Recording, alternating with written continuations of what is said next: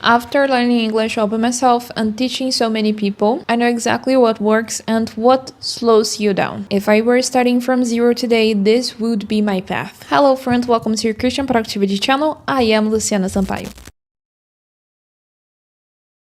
The first thing I would like to talk about in this video is having realistic expectations. If you start studying English thinking that you will learn very quickly, this is not the right way to start. With minimal effort and studying only a little bit every single day, you will have a bad result. Of course, the internet gives us unrealistic expectations. So we think that learning is the easiest thing in the world or that it takes very little time, but it doesn't. So the first thing that you need to do is to treat English as a long-term commitment that requires a daily effort. There are many people who want to study 8 hours in one single day of the week, but that doesn't guarantee you keep doing that for the next few months. The ideal approach is to study a little bit every day. There's other thing that is really important as well, that is being clear about your goal. If you have certain in your mind that when you learn English you will achieve better work opportunities, even on the most exhausting days or in the days that you will feel very lazy, you will study a lot. So don't even start studying English if you don't understand your goal. And to be able to do this, you can try at least imagine where you could be right now, what kind of work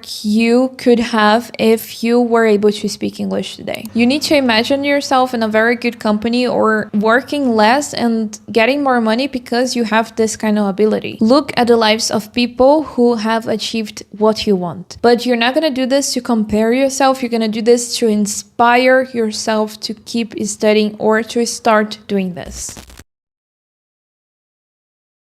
I always tell my students that listening is the most important stimulus ever. It's impossible to speak or to read correctly in English if you don't listen enough. Because listening is gonna help you really develop your pronunciation and will make you understand if you are pronouncing the words correctly. So of course that I would train my ears by listening as much as possible. Even if you were challenging, I would daily contact with the sound of English and always use subtitles to understand what I was listening to. Not only that, but I would turn everything in my life into English. Music, videos, series, podcasts, all kinds of content. And if there were someone near me who spoke English, I would ask that person to talk to me only in English. This is an interesting strategy, especially for those who are not in an English-speaking country, because even so, you create an immersion environment and immersion universe, which is the best way to guide you to fluency.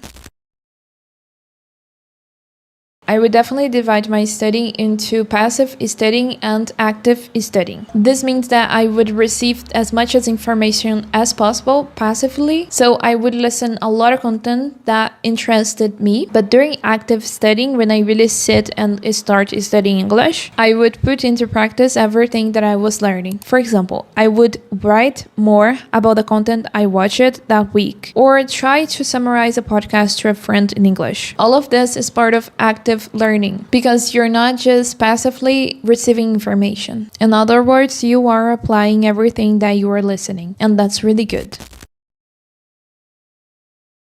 One of the main reasons people give up on studying English is that they can't see their progress. I can notice this when I receive a message from a student and he's saying like, Luciana, I need to stop studying English right now. I don't have time for it anymore. Can we continue later? Maybe it's because they can't see their progress. They can't see that what they are doing is really taking them somewhere. So that's why they stop. They quickly think it's not worth continuing. This won't take me anywhere. Because of that, you need to observe practical signs of progress that almost no one pays attention to. For example, when you can recognize a word or a sentence, or when you speak without getting tangled up, these are signs of progress that are hard to notice. A very simple way to notice how you are progressing in English is to record audio messages to listen every single month. So let's say that in the first day of every single month, you will record an audio message to yourself. You can have an WhatsApp group group to do this. So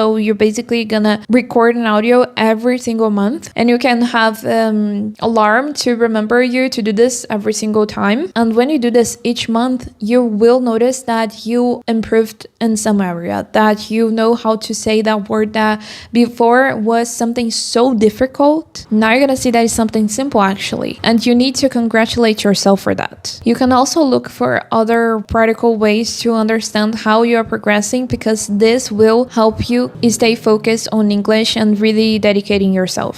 So here I am again. I'm very excited for this because I really want to talk about this. I want to talk about it with myself, not with anyone else. So that's why I'm here. How exciting is that? Okay, so I'm just gonna talk about this book that I'm reading while I do my makeup. So I'm reading a book that is called Steps to Christ by Ellen White, and it's a really interesting book. But yesterday I read something really interesting and scary at the same time. I mean, it's not very scary, but it just makes me think about my life and what I'm doing with it. This dog's going to interrupt, but I don't care, so let's start with talking about the book. So yesterday I read something really interesting. First of all, I would like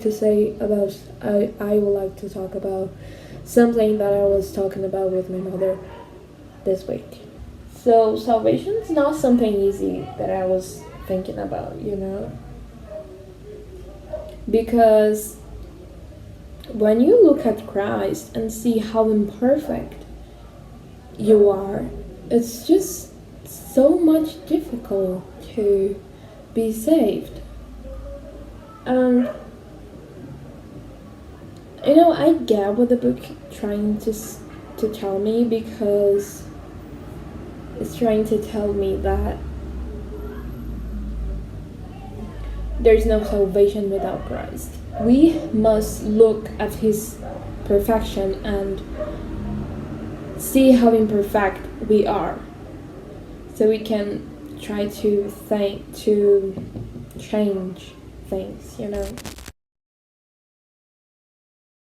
Listening. I know I already talked about this tip in the beginning of this video, but I need to talk about this again. Listening will lead you to fluency when it is combined with active practice. So spend the entire day listening to things, listening to content that you like, and of course that you need to understand by using translation, subtitles, songs, lyrics, whatever helps. I listened it a lot, and that's what led me to fluency. So if there is one area that you should train into exhaustion, it is listening. Well, that was the video. If you need a study schedule to start learning English, you can check out this video. See you in the next one, and remember, you are loved. Bye!